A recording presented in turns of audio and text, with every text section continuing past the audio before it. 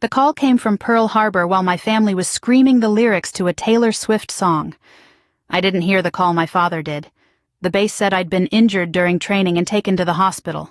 They asked for next of kin. My father didn't come. My sister didn't come. Instead, she tagged me in a photo from the stadium, arms raised, lights, blazing a caption that read, "Family together." Life with no drama feels so good. I didn't comment. I didn't cry. I lay there wired to machines, realizing that when it mattered most, I was the inconvenience they left behind. My name is Claire.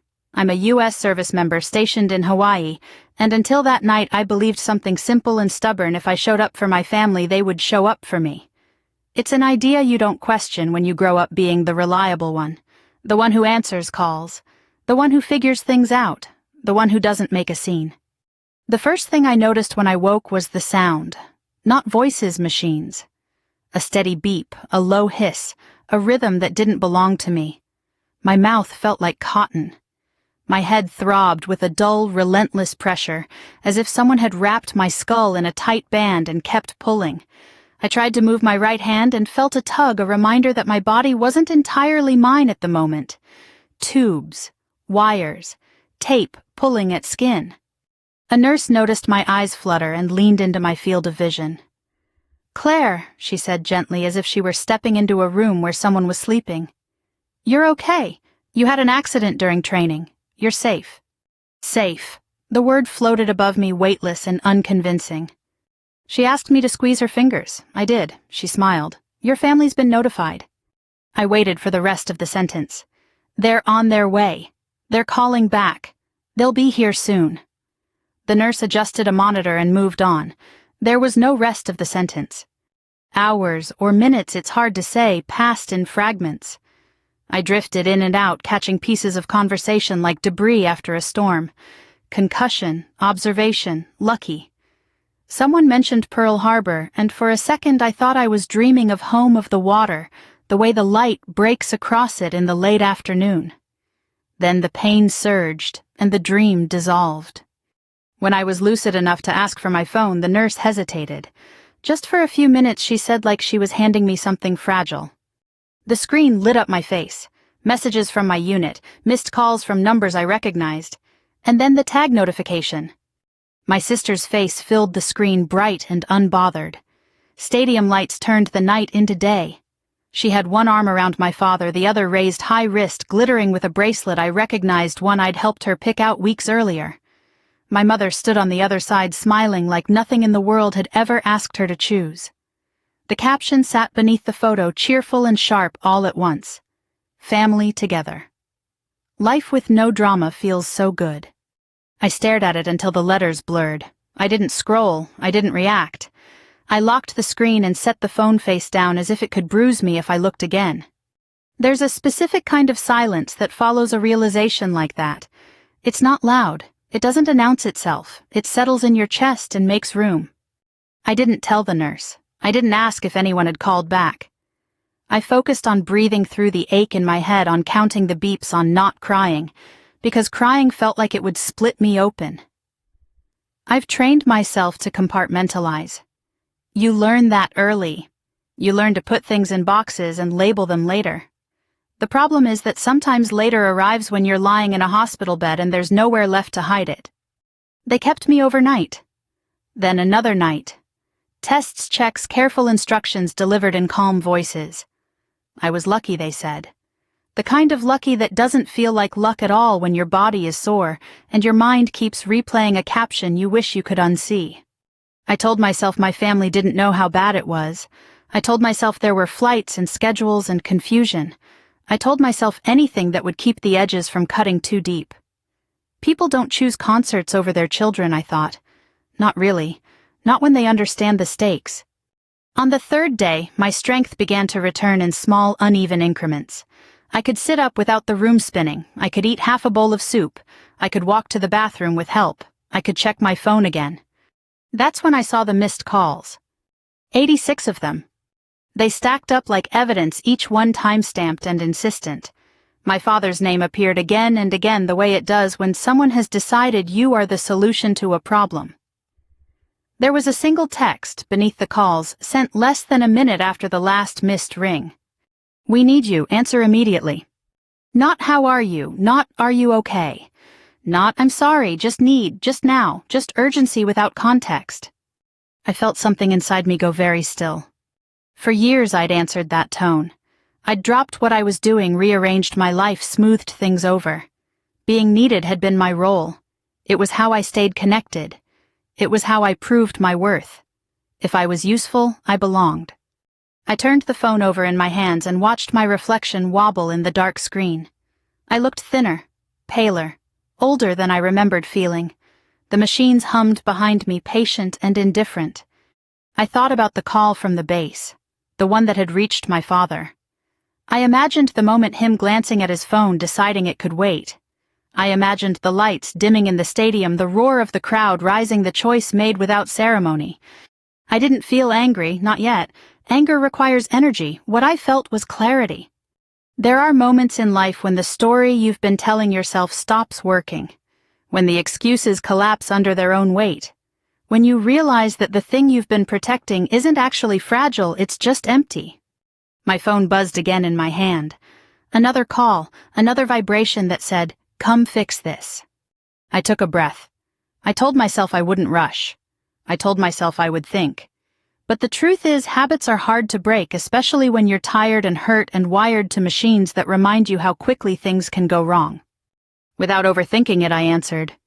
"Claire," my father said, relief and impatience braided together in his voice. "Finally, we need." He stopped as if remembering something, or pretending to. And that was when I understood that whatever they wanted from me had nothing to do with my accident, and everything to do with what they were afraid of losing. When my father paused on the other end of the line, I could hear the calculation happening in real time. A small, almost imperceptible shift, like someone realizing they'd walked into the wrong room and deciding how to play it off. "Claire," he said again, softer this time, "how are you feeling?" It wasn't concern, it was a placeholder. "I'm in the hospital," I replied. My voice sounded thin to my own ears, unfamiliar, like it belonged to someone else. "You know that, right?" "Yes, yes, of course," he said quickly. "The base called. We were surprised." Surprised, not worried, not scared. Surprised like I'd shown up unannounced to a dinner party.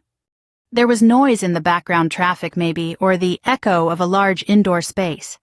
Not an airport terminal anymore. They'd made it home. That realization landed heavier than it should have. "We're just trying to understand what's going on," he continued. "Things are a little complicated right now." I closed my eyes and let my head rest back against the pillow. The ache behind my temples pulsed in time with the monitor. Complicated. That word had always meant, "Please make this easier for us." "You didn't come," I said. I kept my tone even. I'd learned a long time ago that emotion only gave him something to argue with. There was a sigh, the kind that's meant to signal exhaustion, to flip the script so the person calling is suddenly the one who needs understanding. "Claire, don't start. You know your sister's been planning this for months. Tickets like that don't just—" "So the answer is no," I said. "You didn't come." A beat of silence. Then defensively, "You're strong. You always have been. The doctor said you were stable." "They said I was injured," I corrected. "They asked for next of kin." "We knew you'd be fine," he said. And there it was, the sentence that had followed me my entire life. "You'll be fine. You always are." It was the excuse that let everyone else off the hook. I ended the call before he could pivot back to whatever he actually wanted. My hand shook slightly as I set the phone down. I stared at the ceiling, at a small crack near the corner that looked like a lightning bolt frozen in plaster. This wasn't new. That was the worst part. This wasn't some sudden betrayal that came out of nowhere. It was the natural conclusion of a pattern I'd spent years pretending not to see. 4 weeks earlier, before the accident, before the machines, before Pearl Harbor called my father, I'd been standing on the seawall near base, watching the sun drop into the water. Hawaii sunsets have a way of making everything else feel temporary, like whatever you're worried about can wait until tomorrow. My phone rang. "Dad." "Hey," I'd said, balancing it between my shoulder and ear as I stretched my neck. "What's up?" "We need your help with something," he'd said, skipping the greeting. "It's about the family paperwork." Those words again. Family paperwork. They came up whenever money, property, or responsibility was involved, whenever something needed to be handled quietly and efficiently. That was my department. I'm in the middle of a training cycle, I'd said. Can it wait a bit? It really shouldn't, he replied. It's about your grandmother's estate. Just routine things. We might need you to review a couple documents. My grandmother had died 2 years earlier. I'd attended the funeral on leave, standing stiff in my dress uniform while my sister cried dramatically into our mother's shoulder. Afterward, my father had pulled me aside and said, "Don't worry about the details. I'll handle everything." I'd been grateful at the time. I'd trusted him. "I can look at it next week," I'd said then. "Email it to me." There'd been a pause. "We were hoping you could just sign off on it," he said. "To keep things simple." Simple. Another loaded word. Simple usually meant fast. Fast usually meant no questions. "I don't sign things I don't understand," I'd replied, half joking. He'd laughed, but there was an edge to it. "You've always been so serious." That military mindset, I guess. Later that same week, my sister had called. She was breathless with excitement, talking over herself the way she does when she knows she's about to be the center of attention. "You are not going to believe this," she'd said. "Dad surprised us with tickets, front section, like insane seats." Tickets to what I'd asked, already guessing. "Taylor Swift," she said, squealing. "The big one. We're all going together," Mom cried. "That's great," I'd said, meaning it in the automatic way you do when you know your role in the conversation is to support, not to participate. "You should try to come," she added almost as an afterthought. "But I know you're busy with, military stuff." Military stuff. Like it was a hobby. Like it wasn't the reason I lived 3 time zones away and woke up every day with the weight of responsibility pressing down on my chest. "I can't," I'd said. "I've got mandatory training." Well, she'd said lightly, there will be other concerts. There wouldn't be other chances to show up for me, apparently. That part went unsaid. Back then, I'd brushed off the tightness in my chest. I'd told myself not to be dramatic. That was another family rule. Feelings were fine as long as they didn't inconvenience anyone else. Lying in that hospital bed, now replaying those conversations, the pattern was impossible to ignore. When my family needed something from me, time, attention, signatures, I was essential. When I needed them, I was optional. A knock at the door pulled me back to the present. A woman in civilian clothes stepped in, holding a clipboard. She introduced herself as a patient liaison, asked how I was feeling, explained the next steps. Before she left, she hesitated. "Your emergency contact information," she said carefully. "We had some trouble reaching them at first." "I know," I said. "If you'd like to update it," she offered, "we can help with that." I looked at the form in her hand. My father's name sat at the top, neat and official. Below it, my mother's. Both people who had chosen a concert over a hospital room. "Yes," I said, "I'd like to change it." She smiled gently and handed me a pen. As I wrote in a new name, someone who had actually answered their phone, someone who had asked, "How are you?" instead of "What do we need?" I felt something shift inside me. Not anger, not revenge. Resolve. My phone buzzed again on the tray beside me. Another call from my father, another demand disguised as concern. This time I didn't answer. And for the first time I didn't feel guilty about it. Changing my emergency contact should have felt like a small administrative detail. Instead, it felt like a line drawn in wet cement, one that would harden whether I was ready for it or not. The name I wrote wasn't family by blood. It was Maya, my closest friend on base, the person who knew my schedule better than my parents ever had. She knew when I'd been pulling extra hours when I hadn't slept, when the headaches had started creeping in and I'd brushed them off as dehydration or stress. She was the one who'd noticed my hands shaking during drills the week before the accident. "You're pushing too hard," she'd told me then, standing beside my car in the parking lot as the sun sank low and turned the asphalt gold. "I know we're trained to push, but you're not invincible." "I don't have time to be fragile," I'd replied, half smiling already, thinking about the next obligation, the next call I needed to return. She'd looked at me for a long moment, eyes narrowed in a way that said she wasn't buying it. "You're not fragile," she said. "You're tired. There's a difference." I'd waved it off the way I always did. There was always a reason to keep going. There was always something waiting if I stopped. Before the accident, my days had blurred together into a predictable rhythm, Early mornings, physical training, long hours, the kind of exhaustion that settles into your bones and becomes familiar. On top of that, there were the calls from home. Questions, requests, comments disguised as jokes. "You're so good at handling things," my father would say. "You've always been the mature one." It sounded like praise. It took me years to realize it was a sentence that absolved everyone else of responsibility. The week before the training exercise that changed everything, I'd flown back to the mainland on short leave. Not for rest, for family. My sister had asked me to help organize a small gathering for a friend, something she was too overwhelmed to manage herself. "It'll be nice to have you home," my mother had said over the phone. "We don't see you enough."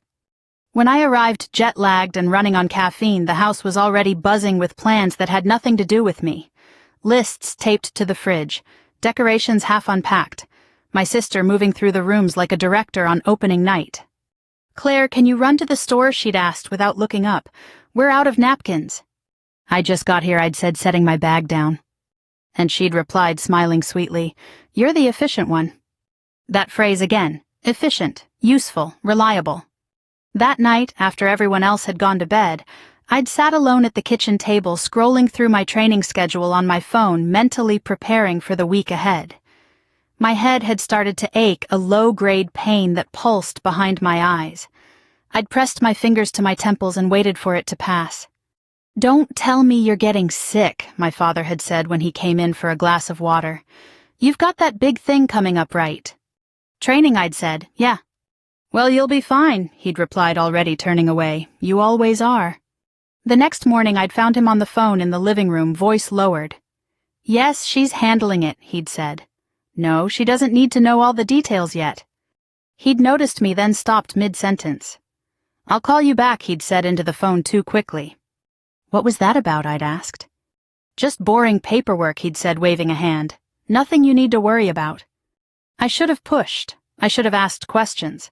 But I'd learned early that pressing too hard only made me difficult, and being difficult meant being excluded. So I nodded. I always nodded. Back in Hawaii, the headaches worsened. They came in waves, sharp flashes followed by a lingering fog. I mentioned it to Maya once in passing. "You should get that checked," she'd said immediately. "I don't have time," I'd replied.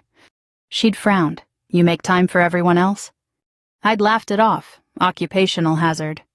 The night before the training exercise, my sister posted a countdown on social media. 3 days until the concert. 2. 1.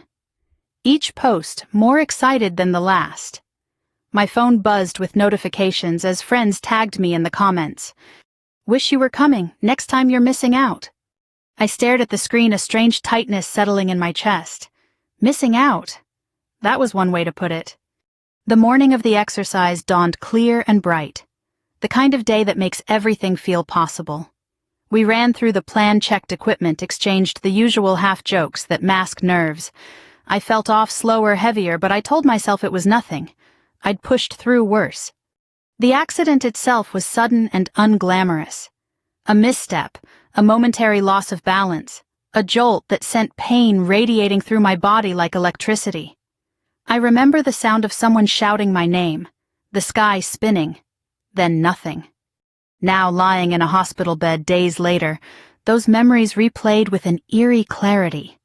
The way time had fractured, the way everything I'd been carrying, expectations, obligations, silence, had finally dropped all at once. My phone lit up again, another missed call from my father, another message followed. "This is serious, we can't do this without you." Without me, not for me, not with me, without me. I deleted the message without replying. The liaison returned later that afternoon with paperwork explaining procedures, timelines, what to expect over the next few days. She spoke calmly, professionally. When she finished, she looked at me with a softness that surprised me. "Do you have someone with you?" she asked. I thought of the stadium lights, the raised arms, the caption. "Yes," I said, "I do." And for the first time I meant it. As she left, I reached for my phone not to answer my father but to call Maya. She picked up on the first ring. "I heard you updated your emergency contact," she said. "About time." I smiled weakly. "I'm sorry." "Don't," she replied. "Just focus on getting better." "I will," I said. and in that moment it felt like a promise I could actually keep. What I didn't know yet was that my father's urgency had nothing to do with concern, and everything to do with something he was about to lose. The doctors called it a training-related accident, the kind of phrase that smooths sharp edges and makes everything sound smaller than it felt inside my body. What it meant in real terms was that I'd been lucky enough to wake up, and unlucky enough to remember how close I'd come to not doing that. Pearl Harbor is usually loud, planes' overhead engines humming the constant movement of people who know exactly where they're supposed to be. From my hospital room, the world sounded muted, like someone had turned the volume knob down, but left the tension intact. I could hear the ocean when the wind shifted just right, a distant rush that reminded me where I was, and why I'd come here in the first place. A corpsman stopped by early that morning to check my vitals. He moved with the kind of efficiency that comes from doing the same careful motions 100 times a day. "You gave us a scare," he said lightly, wrapping the cuff around my arm. "Your unit was pretty shaken." "My family?" I asked, even though I already knew the answer. He hesitated just long enough to tell me everything. "We reached out," he said. "Left messages." I nodded, that was all. Later, a different officer came in, older, calm, the kind of presence that makes you feel steadier just by sharing the same space. She introduced herself, explained what the next few days would look like, asked if I had questions. I listened, asked about timelines, recovery restrictions, all the practical things. When she finished, she sat back, slightly studying me. "You're handling this well," she said. I almost laughed. Handling things well had become my brand. "Someone from your family may call," she added gently, "if they haven't already." "They have," I said, "just not about this." She didn't press. She didn't need to. People in this line of work learn quickly when to leave things alone. As the day wore on, my phone stayed quiet. No apologies, no explanations, just the occasional message from my unit checking in, offering support. Maya stopped by in the afternoon bringing coffee, and that look she gets when she's trying not to say, "I told you so." "You scared the hell out of me," she said, setting the cup down carefully. "Next time you want a break, just ask." "Noted," I replied. She pulled up a chair and sat, eyes scanning the room, the monitors, the stack of paperwork on the counter. "Have they said anything useful yet?" she asked, nodding toward my phone. "Depends on your definition of useful," I said. She raised an eyebrow. I told her about the calls, the text, the tone. "That's not concern," she said flatly. "That's panic." For what I asked. It was the question that had been circling my mind since the first missed call. She leaned back, arms crossed. "Only you would know that." That night sleep came in fragments. Pain meds dulled the edges but couldn't quiet my thoughts. Somewhere between midnight and morning, my phone buzzed again. A voicemail notification. I stared at it for a long moment before pressing play. "Claire," my father's voice said, strained now, urgency bleeding through the words. "We really need to talk. This can't wait. Please call me back as soon as you get this." No mention of Pearl Harbor. No mention of training. No mention of injury. The next voicemail came less than an hour later. "There are some documents," he said. "Time-sensitive ones. We're running out of options." Documents. There it was again. In the pale light of early morning, I asked the nurse for a notebook. She brought one without comment. I began writing, not feelings, not accusations, just facts. Dates, calls, requests, patterns. Seeing it laid out on paper did something strange and clarifying. This wasn't chaos, it was structure. And I'd been a piece in it longer than I wanted to admit. Around noon, a call came through from a number I didn't recognize. I let it ring twice before answering. "Claire," a man said. His voice was measured, professional. "This is Thomas Hale. I'm calling regarding your grandmother's estate." My grip tightened on the phone. "How did you get this number?" "You're listed as a beneficiary," he replied calmly. "I've been trying to reach your father, but he suggested I speak with you directly." Of course he did. "There are some matters that require your attention," Hale continued. "Given your current situation, I wanted to make sure you were aware." Aware of what I asked. There was a pause, brief but deliberate. "Of your role." After the call ended, I sat very still. The pieces clicked together with a sickening ease. The urgency, the timing, the sudden need. I called my father back. He answered on the first ring. "Thank God," he said. "Listen, we need you to sign something. It's just a formality, but it has to be you. I'm in the hospital, I said. You know that. Yes, but this can be done remotely. It's simple. What am I signing? I asked. Another pause, longer this time. Claire, he said, slipping into the tone he used when he wanted compliance. Don't make this harder than it needs to be. It's for the family. The family. The same family that had chosen stadium lights over a hospital room. I need to see the documents, I said. His voice sharpened. There isn't time for that. There is, I replied. If there isn't, that's not my problem. Silence stretched between us, taut and revealing. Are you going to help us or not? He asked finally. I looked around the room, the machines, the IV pole, the window framing a slice of blue sky. I thought about the call from Pearl Harbor, about the caption, about the 86 missed calls. I'm going to help myself, I said, and ended the call. I didn't know exactly what my father was afraid of losing, but I knew one thing for certain. Whatever it was, it mattered more to him than I ever had. Once I said it out loud, I'm going to help myself, there was no taking it back. The words echoed in the room long after I ended the call, settling into the spaces where fear used to live. I expected guilt to follow. It didn't. What came instead was a quiet, steady awareness, like the moment after a storm when you realize the house is still standing. My phone stayed silent for almost an hour. No calls, no texts. It was the longest stretch of quiet I'd had since waking up. I let myself rest, staring out the window as clouds drifted lazily across the Hawaiian sky. It was almost unfair how beautiful the day was. Then the buzzing started again. Not just my father this time, my mother's name lit up the screen, then my sister's. Group messages appeared, threads springing to life like they'd been waiting for permission. Honey, please call us. This is getting out of hand. Dad is really stressed. You don't understand what's at stake. I read them slowly, one by one, letting the words land. Not one asked how I was feeling. Not one acknowledged the accident. Everything circled the same invisible center urgency without empathy. Maya noticed my expression from across the room. They back at it, she asked. Full force, I said. She rolled her eyes. Of course they are. I handed her the phone. She skimmed the messages, jaw tightening. They sound scared, she said. And not the good kind. I think they finally realized I'm not available on demand, I replied. About time. That afternoon, Thomas Hale called again. He spoke carefully, choosing his words the way people do when they know they're stepping into something personal. I wanted to make sure you received my message earlier, he said, and to clarify a few things. I'm listening, I said. Your grandmother established a trust several years before her passing, he explained. It was structured to transfer certain assets directly to you under specific conditions. My heart thudded once hard. What conditions? Completion of your service obligation, he said, and confirmation that you are acting independently. Independently, the word rang in my ears.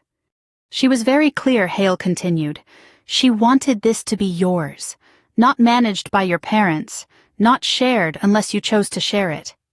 I thought of my grandmother's quiet smile, the way she used to press folded bills into my hand when my parents weren't looking, just in case she'd say. I'd always assumed it was kindness. I hadn't realized it was foresight. Why now, I asked. Because your father recently attempted to initiate a transfer, Hale said evenly, without your consent. There it was, the missing piece sliding neatly into place. After the call, I sat in silence, absorbing the weight of it. The trust wasn't just money, it was leverage. It was freedom. And it was the reason my family had suddenly remembered how to reach me. That evening my father showed up. I heard him before I saw him, his voice at the nurse's station, confident and familiar as if he belonged everywhere he went. When he stepped into my room, he wore the expression he reserved for public appearances, concerned, composed, just the right amount of paternal worry. Claire, he said, arms opening slightly, then stopping when he saw my face. You look tired. I am, I replied. He pulled a chair closer, lowering himself into it with a sigh that suggested sacrifice. We've been worried sick. I didn't respond. Your sister's taking this very hard, he continued. The whole situation has been stressful. For her, I said. He flinched just a little. For all of us. Did you come because I was hurt, I asked, or because you're afraid of losing control? His jaw tightened. That's not fair. Neither was leaving me here, I said quietly. Silence stretched between us, thick and uncomfortable. He cleared his throat. Your grandmother would have wanted us to work together, he said, as a family. She wanted me to have options, I replied. That's why she made the trust the way she did. He stared at me, surprise flickering across his face before he masked it. You spoke to the lawyer. I did. His shoulders sagged slightly, the performance slipping. Claire, he said softer now, you don't understand how complicated this is. I understand exactly how simple it is, I said. You didn't come when I needed you. You came when you needed me. My sister burst in, then cheeks flushed, eyes bright with something between anger and panic. This is ridiculous, she said. You're tearing the family apart. I looked at her, really looked. At the glitter still clinging to her wrist from the concert. At the phone in her hand already poised to capture something dramatic. I didn't tear anything, I said. I stopped holding it together. She scoffed. You're being selfish. The word hit familiar and sharp. I'd worn it before. I knew how it fit. I nearly died, I said calmly. You sang along to a chorus. Her mouth opened, then closed. For a moment, something like doubt crossed her face. Then it hardened. You're overreacting, she said. It was an accident. So was your caption, I replied, but you didn't take it down. She looked away. My mother lingered in the doorway, silent eyes rimmed with red. She didn't speak. She didn't need to. Her silence had always done enough damage on its own. I'm not signing anything, I said, turning back to my father. Not now, not later. He stood abruptly, chair scraping the floor. You're making a mistake. No, I said, I'm making a choice. They left soon after. Not with apologies. Not with understanding. With frustration and unfinished sentences, and the certainty that the dynamic had shifted in a way they couldn't control. When the door closed behind them, Maya exhaled. Well, she said, that was something. I leaned back against the pillows, exhaustion washing over me. It's not over, I said. She nodded. No, but it started. As night fell, I stared at the ceiling again, at the crack shaped like lightning. For the first time since the accident, I felt something close to peace. Not because things were resolved, but because they were finally honest. And honesty, I was learning, had a way of changing everything. The night after my family left the hospital felt quieter, like it was holding its breath. The monitors still hummed, nurses still passed by, but something fundamental had shifted. The tension that had been wrapped around my chest for years loosened just a fraction, enough to breathe. I slept better than I had since the accident. Not deeply, pain has a way of keeping one eye open, but without the constant jolts of anxiety that had haunted me since waking up. When morning came, sunlight spilled across the floor in a thin golden line, stopping just short of my bed. I watched it for a long time, letting the warmth soak in. Thomas Hale called mid-morning. His voice was steady, professional, unchanged by the drama of the night before. I wanted to check in, he said, and to make sure you're comfortable with the next steps. I am, I replied, and I meant it. He explained the details carefully, laying everything out with the precision my father had never offered. The trust wasn't extravagant in the way people imagine when they hear the word. It wasn't a lottery ticket or a secret fortune. It was something far more meaningful, enough to change a life quietly. Enough for a home, enough for security, enough to say no. Your grandmother called it your safety net, Hale told me. She worried about you being the one who always gave. I closed my eyes, imagining my grandmother sitting at her small kitchen table, glasses perched on her nose, thinking several moves ahead while everyone else was focused on the present. She had seen this coming. Maybe not the accident, not Pearl Harbor, but the pattern, the imbalance, the way love in our family had always come with conditions. What happens if I do nothing, I asked. Then nothing changes, Hale said. Your father continues to push. You continue to deflect. The trust remains untouched. And if I take control, I asked. Then it becomes yours, he replied simply. In practice, not just on paper. After we hung up, I asked the nurse to wheel me down to the small courtyard outside the ward. The air smelled like salt and flowers. A palm tree cast shifting shadows across the concrete as the breeze moved its leaves. Maya joined me, carrying 2 cups of bad hospital coffee. You look lighter, she said, handing me one. I feel different, I replied. Not lighter, clearer. She nodded. Clarity can be dangerous. People don't like it when you stop playing your part. As if summoned by the thought, my phone buzzed again. A text from my father. We need to talk. Just you and me. No lawyers, no interference. I stared at the message, the old instinct rising, the urge to smooth things over, to compromise, to meet him halfway, even when halfway was still too far in his favor. I let the feeling pass. You can talk to my attorney, I typed back. I'm focusing on my recovery. The reply came almost immediately. This isn't what your grandmother would have wanted. I smiled faintly. He always reached for her name when he wanted moral authority. He didn't know that she'd already spoken for herself. Later that day, my mother called. I almost didn't answer. When I did, her voice was small, hesitant. I didn't know how bad it was, she said. Your father didn't tell me everything. You were notified, I replied gently. You chose not to come. There was a sniffle on the other end of the line. Your sister was so excited. We didn't want to ruin the trip. Ruin the trip. I'd nearly lost my life, and they'd been worried about ruining an experience. I'm not asking you to feel guilty, I said. I'm asking you to understand. Silence stretched between us. Then quietly, I don't know how to fix this. I considered the question carefully. You don't fix it with words, I said. You fix it by showing up, over time, if you want to. She didn't answer right away. When she did, her voice was barely above a whisper. Your father is very upset. I know, I said. After the call ended, I felt the familiar tug of responsibility, the urge to manage his emotions, to soften the blow, to make it easier for everyone else. I recognized it now for what it was, a reflex, one I didn't have to obey. That evening, my sister posted again. A vague message about loyalty and betrayal wrapped in pastel colors and inspirational quotes. Friends commented with hearts and sympathy. I didn't respond. I didn't need to. Her performance no longer required my participation. A few days later, I was cleared to leave the hospital with strict instructions to rest and follow up regularly. Maya drove me back to my apartment, filling the silence with stories about work, about small, ordinary things. It felt grounding, like stepping back into a life that belonged to me. The paperwork arrived the next morning. Neatly organized, clearly explained. No pressure. I signed where I was supposed to sign, not out of defiance but out of intention. The act itself was anticlimactic, no dramatic flourish, no immediate consequences. Just a pen moving across paper. Still, I felt the weight of it, the finality. When my father realized what I'd done, his reaction was swift and unfiltered. Calls, messages, accusations. He accused me of ingratitude, of selfishness, of tearing the family apart. For the first time, I didn't argue. I'm not taking anything from you, I said during our last conversation. I'm taking responsibility for myself. You owe us, he snapped. I don't owe you my silence, I replied.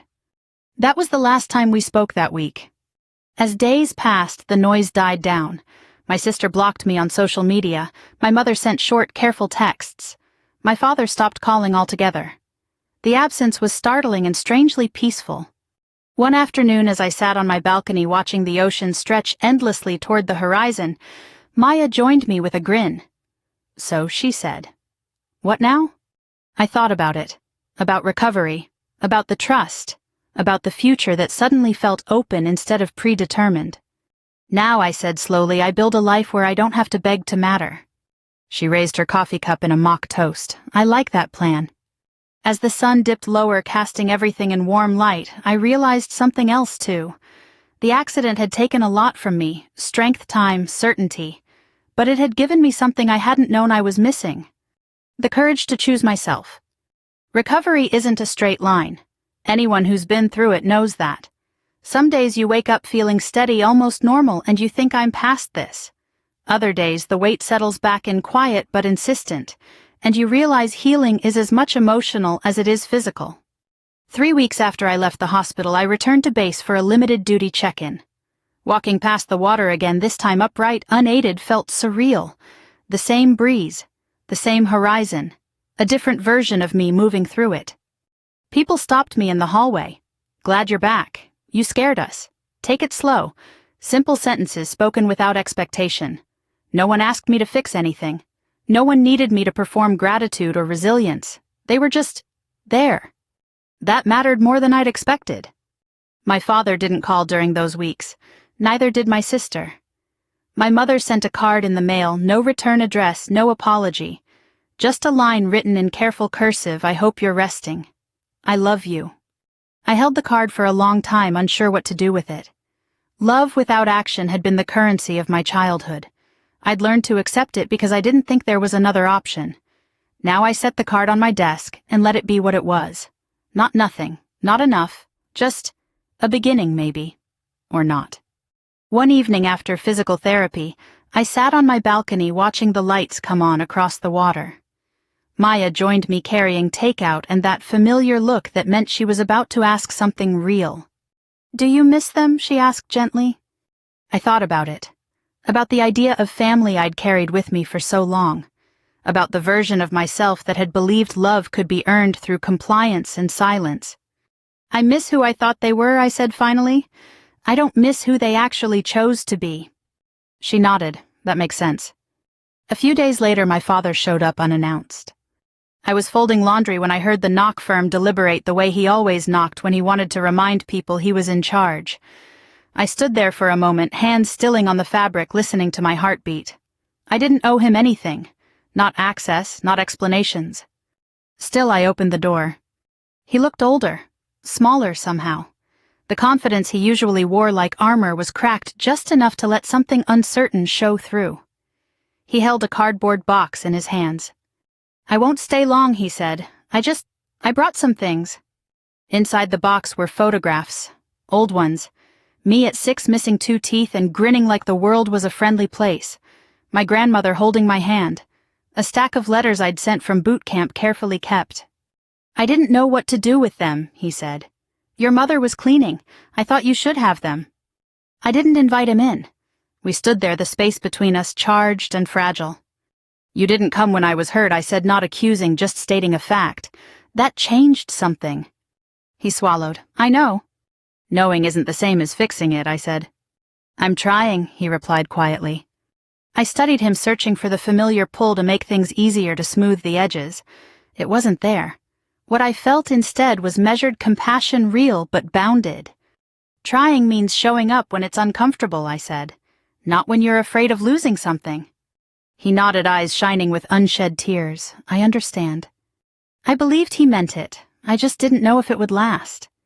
"You can call," I said after a moment, "but it has to be about me, not paperwork, not money, me." He nodded again. "Okay." He left then, the box still in my hands, the night air cool against my skin. I closed the door and leaned back against it, letting out a breath I didn't realize I'd been holding. Change, I was learning, doesn't announce itself with fireworks. It arrives quietly through boundaries kept and patterns broken, one choice at a time. Months passed. I returned to full duty. The trust settled into my life not as a windfall but as stability, a cushion that let me make decisions without fear. I moved into a small place closer to the water. I slept better. I laughed more. I stopped apologizing for existing. My sister didn't reach out. That was her choice. My mother sent occasional messages, careful, tentative. My father called every few weeks, asking simple questions and waiting for real answers. It wasn't perfect. It wasn't what I'd once hoped for. But it was honest. One afternoon I sat with Maya on the same seawall where I'd stood weeks before the accident. The sun dipped low, painting the sky in shades of orange and pink. "You okay?" she asked. I smiled. "Yeah, I really am." For a long time I'd believed strength meant endurance, taking what was given, staying quiet. Now I understood something different. Strength was choosing myself without bitterness. It was walking away from roles that hurt me. It was letting love be something that shows up, not something I chase. If you've ever been the one everyone relies on but no one checks on, if you've ever been labeled drama for asking to be seen, I want you to know this: you're not too much. You're not difficult. And you're not wrong for wanting care. If this story resonated with you, I'd love to hear from you. Leave a comment below and tell me where you're watching from, or share a moment when you chose yourself, even when it was hard. And if you want to keep hearing stories like this, stories about boundaries, healing, and finding your worth, please subscribe so you don't miss the next one. We're walking this journey together.